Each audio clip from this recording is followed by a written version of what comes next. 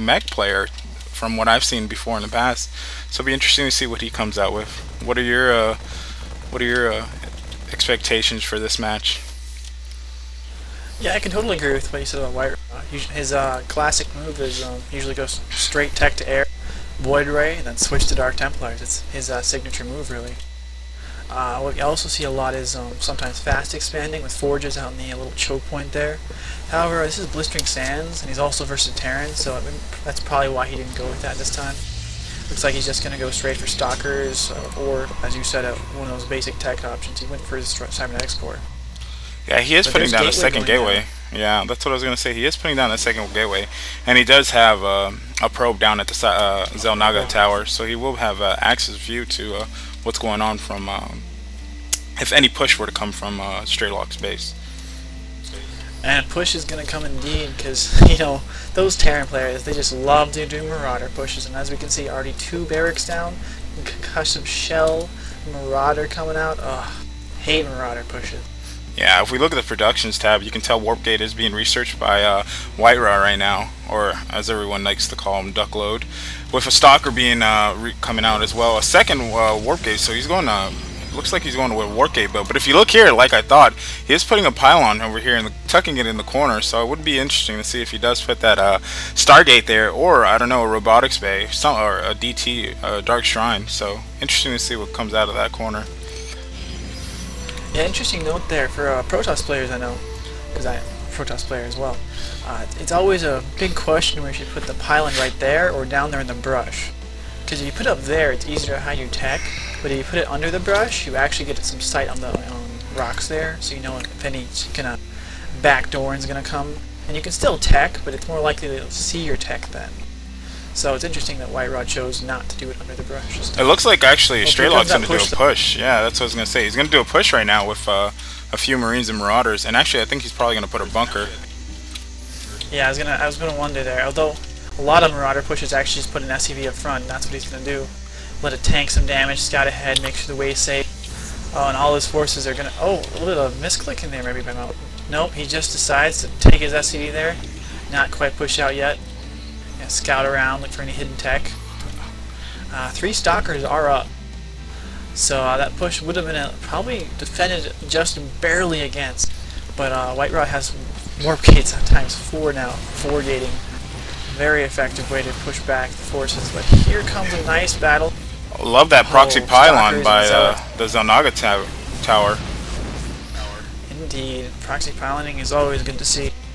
Those Zealots are going to get kited except for the fact that there's a lot of Stalkers defending. And here's a bunch of Marines. Going to take out the Zealots quite handily. Good micro by Strelok there, and by WhiteRaw. Sentry's coming out too, actually. Yeah, kind of an odd choice to pick so many sentries, I think, actually, so early. If you look here at 1 or 2 at most. If you look at WhiteRaw's base, he does have the Strelok's SCV just hanging out there. I don't think he's gonna build up other than that. Oh my! Look at those force field. Wonderful force field play. Oh yeah, that was great force field. Starport finally coming out. Here comes the tech switch. Yep, he's gonna be pumping out mass, nice, medevacs or Vikings. Dropships. Yeah, dropships, SCV/dropships are actually pretty okay when you're defending in such a small force. And Strelok will be able to fend him off, but he does have that proxy pylon. He's going mass Zealots here with a few sentries. Up here comes another push by WhiteRaw.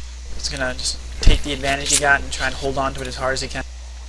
This is a very interesting play. Both players actually doing that early rush and on the offensive from both sides. So this is. Well, you know, as a Protoss player, it's the only way to go. Oh, look at that poor little Zealot just trapped behind. Oh, don't worry, Zealot, you'll get your day. Unless you get kited to hell. Here you go. There you go, Zealot. Oh, unfortunately, they'll kited to hell because that bunker's so vicious. And that concussive shell does take off on those Zealots too. Yeah. But foregating and pushing out is really one of the only effective ways to get rid of those Marauder pushes. Because they're so brutal, especially when you add Ghost to them. The timing push of it is just so easy to kill anything except for Stalkers. Because of course you're going to kite Zealots to hell. Yeah, that is true. That is very true. interesting to see. Actually, he's going to put down a Twilight Council, so I think we may see charge lots coming up from WhiteRaw. And actually, It does seem to be focusing on Zealots a lot more. I think WhiteRaw has finally realized that he is going to be going with a mass Marine Marauder ball here, and with those concussor shells, it does not work that much on the, I mean, it works great on the Zealots with charge lot being researched, as I thought.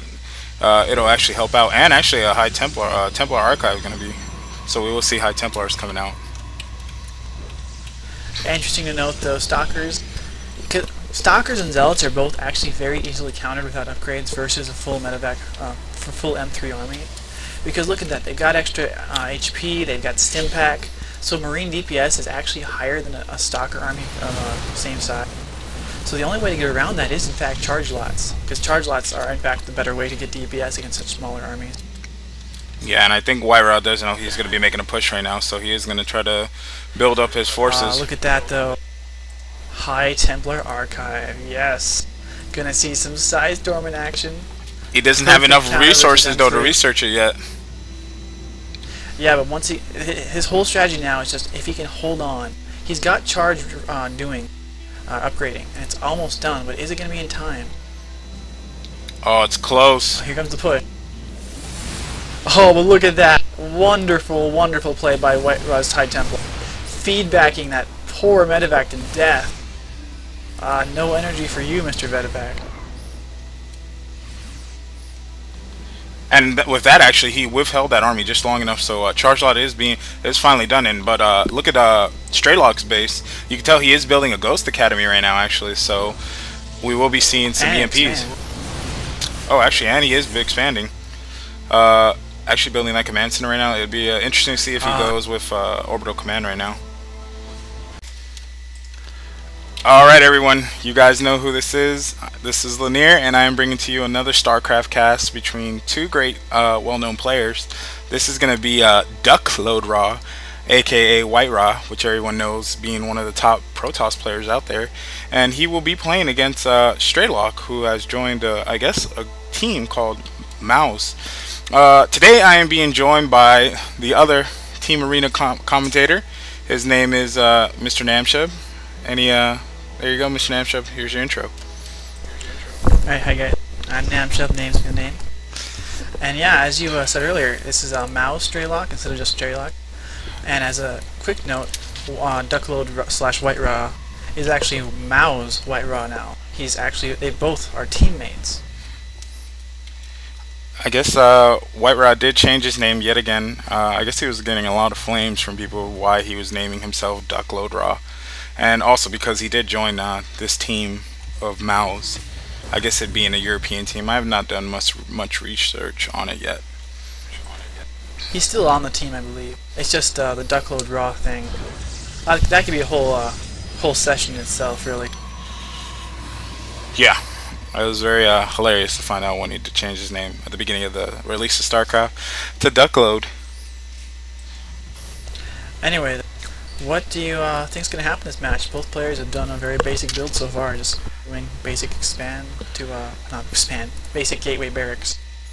From what I know from WhiteRaw, he does usually go with putting down that gateway in that cybernetics core, and usually teching away his tech. So I wouldn't be surprised if he hides his tech somewhere on the side of the map, or puts a Stargate and harasses. Everyone knows that WhiteRaw does usually come out with some Void Rays always during his game, or about 88% of the time.